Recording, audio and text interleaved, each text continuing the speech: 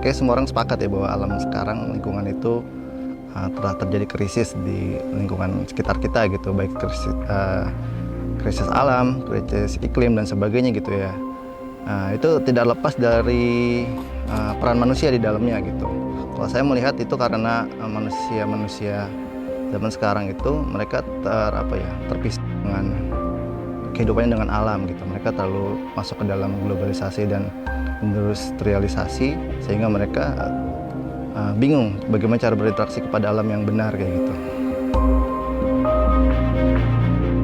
Kerusakan alam itu sejatinya justru arahnya adalah kepada kematian makhluk hidup selain manusia gitu. Karena kalau kita manusia kan kita hebat ya, kita bisa survive lah, kita punya ide gitu kan, kita dalam krisis apapun itu, sekrisis apapun itu kita bisa aja kita menemukan ide untuk bisa bertahan hidup gitu. Tapi makhluk-makhluk lain kan enggak.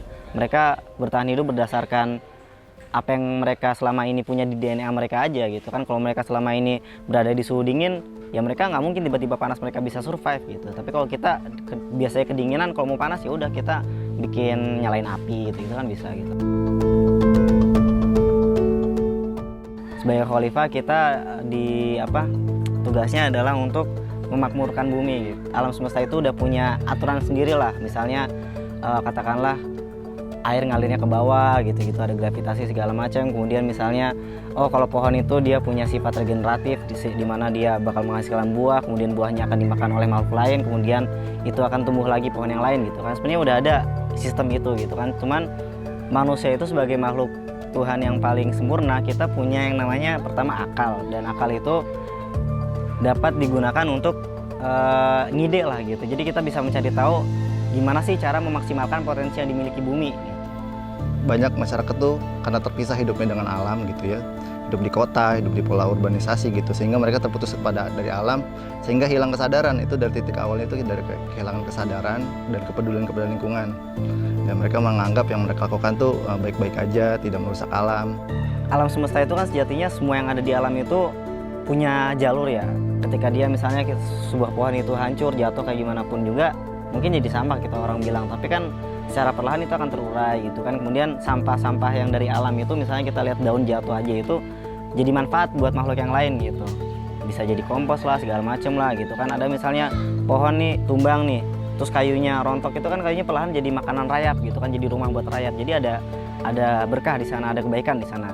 Tapi sampah yang kita hasilkan oleh manusia itu kayak plastik dan segala macam itu nggak bisa terurai oleh alam gitu, sehingga jadilah yang namanya tadi sampah gitu. Karena kalau menurut saya konsep sampah itu adalah segala sesuatu yang tidak bisa diterima oleh sistem gitu. Seiring waktu ya akan terjadi krisis alam yang luar biasa gitu kalau kita nggak mulai bersadar. Dan bagi saya pemuda itu perannya sangat penting, karena pemuda ini adalah ujung tombak peradaban begitu ya. Mereka adalah generasi pelanjut gitu. Kalau bukan pemuda yang memulai untuk peduli kepada lingkungan, merawat, dimulai dari hal terkecil seperti pola hidup minim sampah gitu.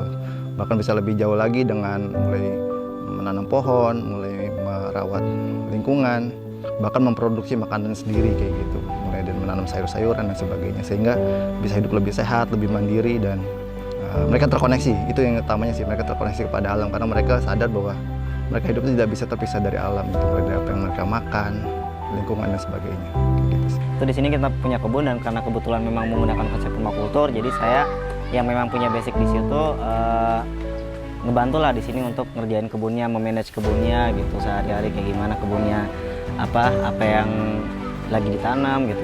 Kemudian terutama banget di awal itu karena permakultur memang ilmu desain ya gitu kan, jadi memang saya di sini membantu mendesain kebunnya sedemikian rupa sehingga nilai-nilai permakultur itu bisa jalan di sini gitu lah. Apa yang saya lakukan itu selaras dengan yang anak-anak di sini lakukan, di mana mereka turut berkebun, turut merawat hewan ternak, ya bahkan juga ikut ke sawah dan sebagainya kayak gitu ya. Karena menurut saya ini penting bagi generasi sekarang untuk sadar terhadap lingkungan, terhadap proses produksi makanan gitu. Dari makanan itu bagaimana bisa sampai ke meja makan, dari proses penanamannya. Nilai-nilai yang ada pada permakultur itu sangat nyambung dengan visi saya untuk mewujudkan khalifah tadi itu gitu. Makanya kalau dari saya pribadi memang backgroundnya adalah saya ini khalifah nih, Tuhan memang menciptakan saya di dunia dengan tujuan memakmurkan bumi gitu. Nah, bagaimana caranya? Nah, menurut saya salah satu jawaban dari bagaimana cara kita bisa memakmurkan bumi adalah dengan permakultur tadi. Ya, permakultur adalah satu metode ya, satu pendekatan gitu yang kami pilih. Gitu, karena kami melihat bahwa konsep permakultur ini konsep yang adil dan bagus gitu yang saya lihat gitu. Saya juga awal bertemu Ali di dalam komunitas yang bergerak di bidang permakultur gitu. Karena permakultur ini adalah pendekatan manusia kepada alam dengan cara yang fair, adil. Kita punya 3 etika gitu. Pertama peduli alam, kedua peduli manusia, dan ketiga berbagi adil. Dan itu yang sepertinya menurut saya penting gitu. Karena zaman sekarang mungkin banyak orang berpikir bahwa manusia itu bisa mengeksploitasi alam sebanyak-banyaknya gitu. Dengan alasan bahwa manusia itu ya yang menguasai dunia dan manusia itu sebagai sebagai human centris kayak gitu. Dan di permakultur ini konsep seperti itu tidak tepat gitu ya. Karena permakultur menganggap bahwa manusia itu adalah bagian dari alam itu sendiri. Kita punya kebutuhan terhadap kebutuhan kita yang kita perlu dari alam, tapi kita juga punya kewajiban untuk merawat alam juga, sehingga yang etikanya adalah berbagi adil gitu. Jadi itu sih yang permakultur adalah saya lihat pendekatan yang cocok gitu untuk saya dan untuk banyak masyarakat sekarang gitu, karena itu pendekatan yang sangat baik saya kira.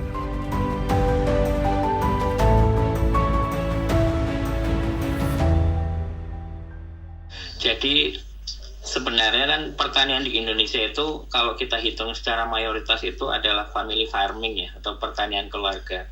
Yang luasan lahannya itu bisa jadi nggak sampai 1 hektar. Biasanya ya antara sekitar 1.000, 2.000, ya kelas-kelas kalau bisa dibilang petani gurem. Tapi itu yang justru menopang pangan di Indonesia.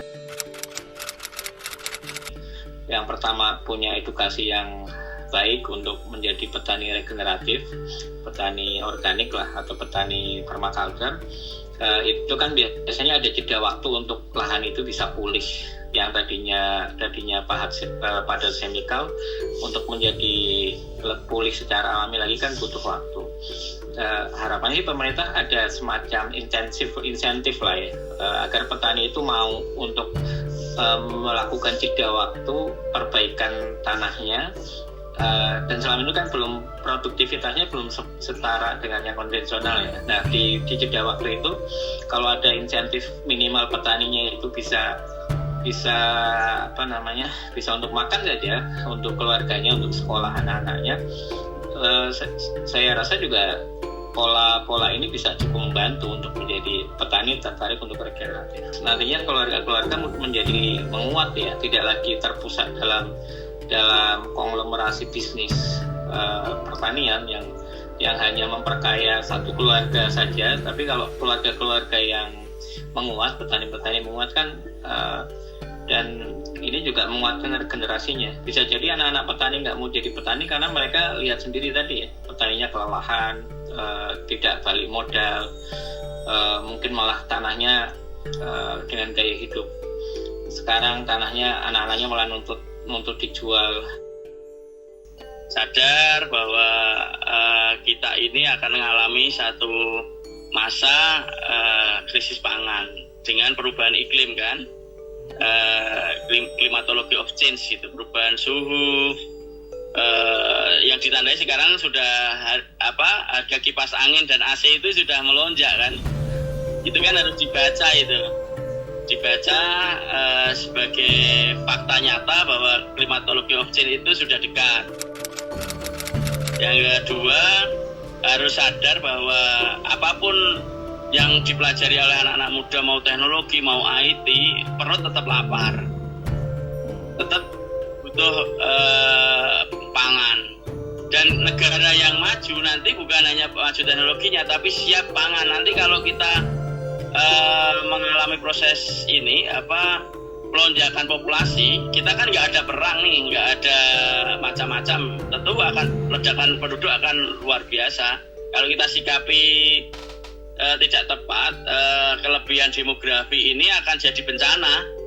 Tentu namanya hukum alam ya, konsumennya banyak maka sumber dayanya yang akan kita tarik banyak. Kalau kita hanya mengandalkan orang lain, tidak sadar dari diri kita, keluarga kita, kesadaran akan pendidikan rumah bahwa rumah itu menjadi pusat ketahanan, itu kan ketahanan mental, ketahanan pangan, ketahanan yang lain itu menjadi penting.